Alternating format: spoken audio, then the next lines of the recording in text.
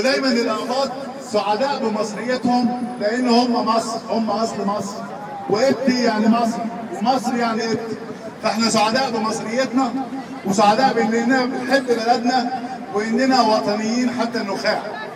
أنا عايز أقول كلمة لطيفة قوي. واحد من يومين سألوه في برنامج إيه أخبار الهجرة وتسيب مصر؟ قال لهم أنا عايز أهاجر وأسيب مصر، بس عارف بيقولوا على مصر إيه؟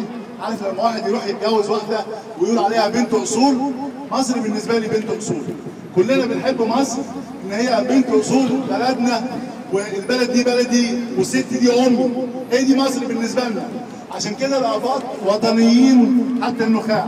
مصر بلدنا، مصر بلدنا، مصر بلدنا، مصر بلدنا، مصر بلدنا، مصر بلدنا.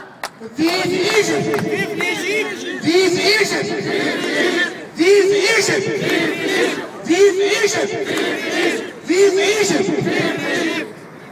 بمناسبة الحكم الأخير حاجة جميلة قوي القاضي المصري. وأنا دايما أقول أما حد يقول لا تعليق على أحكام القضاء بقول إن هذا بلد. يعني إيه لا تعليق على أحكام القضاء؟ لابد أن نعلق على أي حكم قضائي، وأي حكم قضائي عادل بيبقى جاي على راحة قلب الإنسان.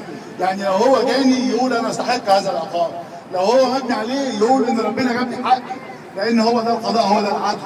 لكن للأسف قضاء مخترق، بلد مخترقة مهلهلة للأسف من بعد الثورة وقبل الثورة.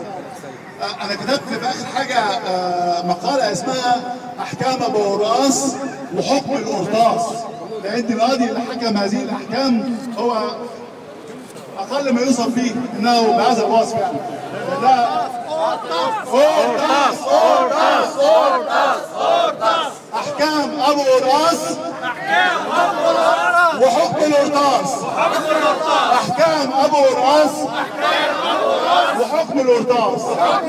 وكان ليا برضه موقف مع القضاء أيام ناجي حمادي ومذبحة ناجي حمادي.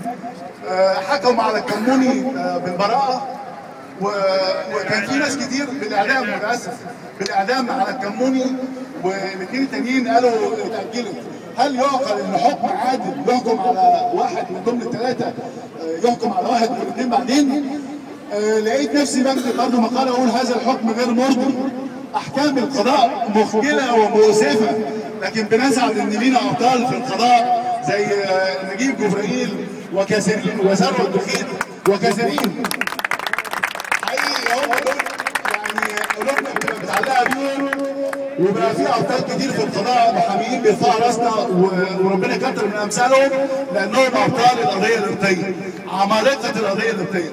ودلوقتي بقينا كلنا ابطال القضيه القبطيه، ما بقاش في حد بره القضيه وحد جوه القضيه، بقينا كلنا في القضيه. فانا سعيد بيكم جدا لانكم ابطال في باريس، في مدريد، في النمسا، في كل العالم.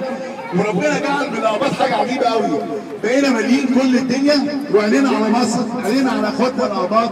فهم لن يهلكوا، مش هيتذلوا، مش هيتعبوا، لان عينينا اللي ربنا مستخدمها موجوده على الاباط في مصر.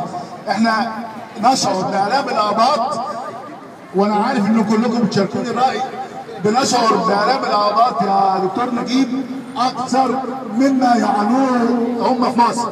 يعني آلامنا هنا بتبقى أكثر بكثير،